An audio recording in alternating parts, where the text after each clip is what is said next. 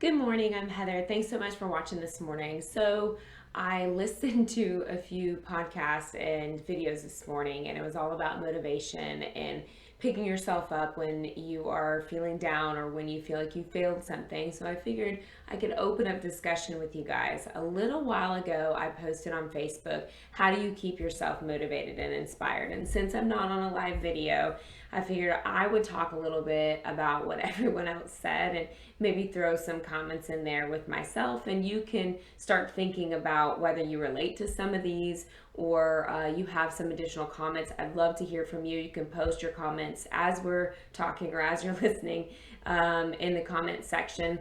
So, what do you do to keep yourself motivated? Let's see. Of course, there's some jokes in here. Shay said chest day and pizza is coming soon. Megan, thank you. 5, 4, 3, 2, 1, level up. So, more self talk. When I feel this way, I take a mental day off, says Patty Guilford.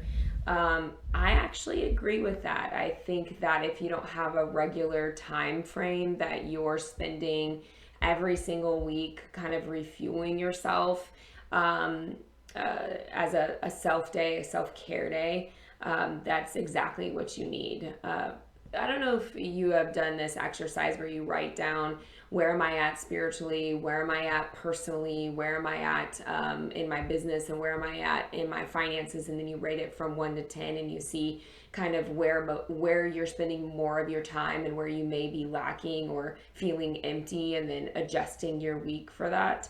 That may be a good idea. Bobby says, I close my eye and imagine my goal happening. I imagine myself living in the goal. I fast forward myself mentally to the future after the goal is achieved. I think that is great. Visioning yourself and how you're feeling when you've achieved a goal is definitely one way to start getting those endorphins going. There's a huge brain effect to what you are telling yourself and what you're reading and what you're listening to. So changing that reel that's playing in your mind, especially if it's negative. Let's see. Sammy Popple, owner of Clean Eat, says, focus on the results so intensely that the work is irrelevant. I try to live by that. I love the guy's book. If you haven't read it, you should. You are a cleaner in your field. That's a compliment in case you haven't read Relentless. So I'm definitely going to go back. He says the author is Ten Grover for that book. Let's see. Jennifer Hannigan, I can do all things through Christ who strengthens me. Integrity first, service before self, and excellence in all I do, and provide for others, and the rest will happen. Be the hands and feet of Jesus. I love that. Thank you, Jennifer. Let's see. Lauren says, it's already written in my favor. Just be open and able to receive. I also remind myself that every challenge has a breakthrough phase. I live for those when the moment where you can breathe and go, holy shit, this is working out, even if it isn't what you'd originally planned for. That breakthrough is coming always. Just have it, you just have to be patient and persistent. There's a lot of likes on that one, Lauren. Thank you for that. Grant Cooley says, keep going. Let me see. Barbara Britt, I am fully resourced. I choose how I am going to live my life. I definitely agree with that. You have the most powerful thing in the world, and it is the power of choice. Let's see, Wendy, you've got this. Sam, right now I just tell myself we're more closer to football season. Hey, hey. Let's see. I'll actually reshare this on my timeline so you can see what everybody posted.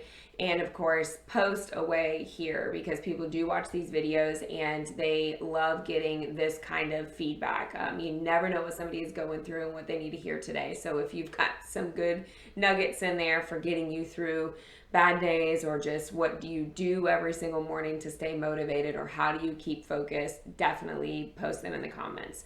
Melissa Allegretto, I can do this. I find myself whispering this every day. It's simple, but it's my way. I love that too. I'm a champion. A lot of good, positive self-talk, which is, it's crucial. especially if you are somebody who has desires and goals of, achieving more and more.